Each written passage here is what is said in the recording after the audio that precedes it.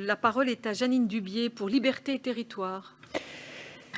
Merci Madame la Présidente, merci Madame les rapporteurs et je voudrais saluer votre persévérance parce qu'après avoir présenté une proposition de résolution sur le sujet en juin de 2020, vous nous présentez ce soir votre PPL pour renforcer la prévention en santé au travail.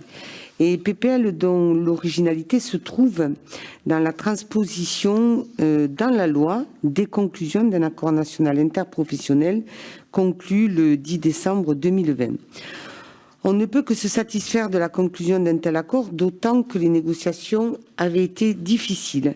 Elles avaient d'ailleurs échoué en juillet de 2019.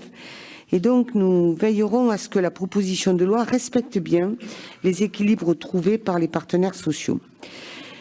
Nous veillerons aussi à bien placer le curseur de la santé au travail. Celle-ci doit privilégier l'intérêt sanitaire individuel et collectif des salariés et garantir à tous les travailleurs un accès rapide et de qualité aux services de santé au travail.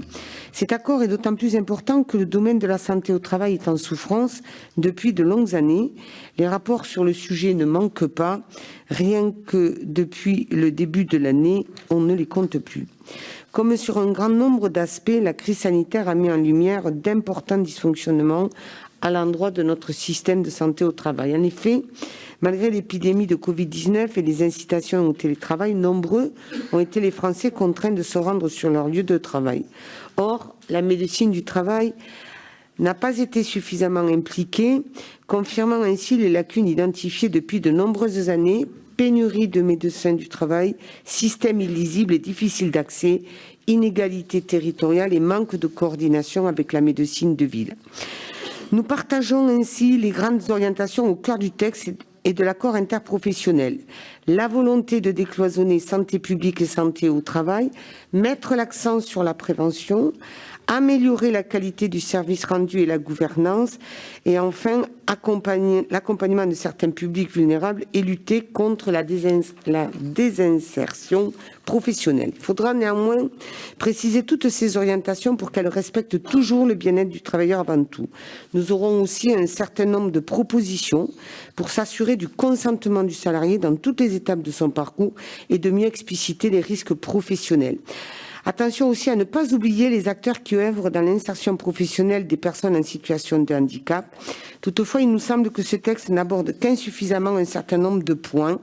La pénurie de médecins du travail, nous avons de sérieux doutes sur l'article 21. La coordination entre médecine de ville et médecine du travail, parce qu'il nous semble que le seul accès au DMP ne suffira pas.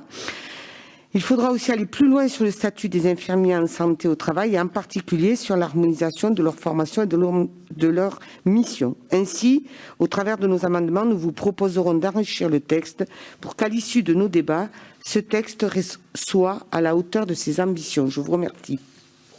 Merci bien.